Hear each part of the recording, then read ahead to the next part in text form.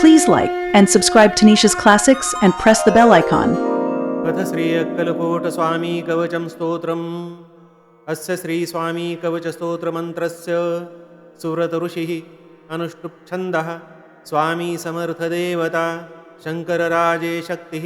बाळप्पाकीलकं मम सकलाभीष्टप्राप्त्यर्थं पाठे विनियोगः ध्यानं भूमानन्दं सहजसुखदं केवलं ब्रह्ममूर्तिं विश्वातीतं विमलहृदयं वेदवेदान्तवेद्यं शान्तं दान्तं सरलमनसं सर्वसामर्थ्यरूपं सर्वातीतं ह्यमरमचलं स्वामिनं तं नमामि। ॐ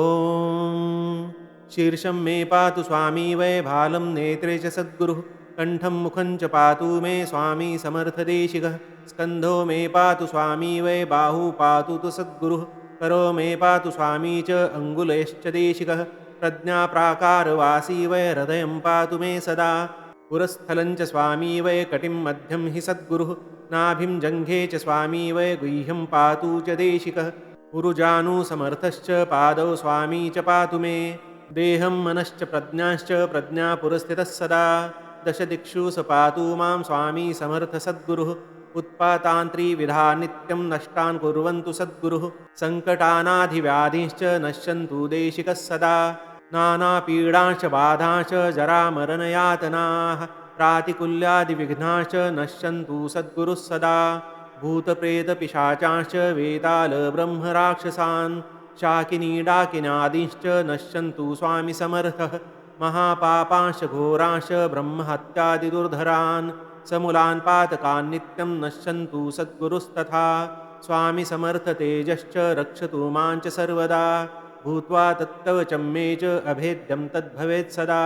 वज्रकवचमिदं वै च यः पठेद्भक्तिमान् नरः तीर्त्वा च सङ्कटान् घोरान् सर्वतः सुखमाप्नुयात् प्रतिदिनं पठेद्यो भक्तो भावपूरितचित्ततः संसारसागरं तीर्त्वा भुक्तिं मुक्तिं च विन्दति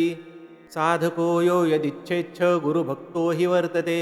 प्रसन्नो तस्मिन् हि भूत्वा च कृपालुर्भवति शीघ्रतः स्वामी समर्थप्रसादश्च कवचं जानयद्बुधः सच्चिष्याय भक्ताय दातव्यं न च कर्हिचित् अतिदिव्यं कवचं श्रेष्ठं दत्तं मे स्वामिनाधुना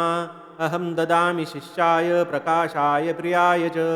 इदं कवचं तस्मै वै शुभं करोति सर्वदा सर्वेषां मङ्गलं भूयात् दिव्यं कवचमेव च सदिच्छां प्रकटीकृत्वा समापनं करोम्यहं नत्वा स्वामी समर्थं च नमामि श्रीधरं गुरुं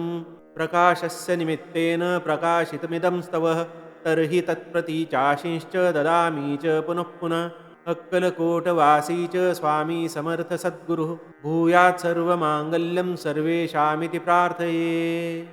इति सूरतविरचितं स्वामी समर्थवज्रकवचं समाप्तम्।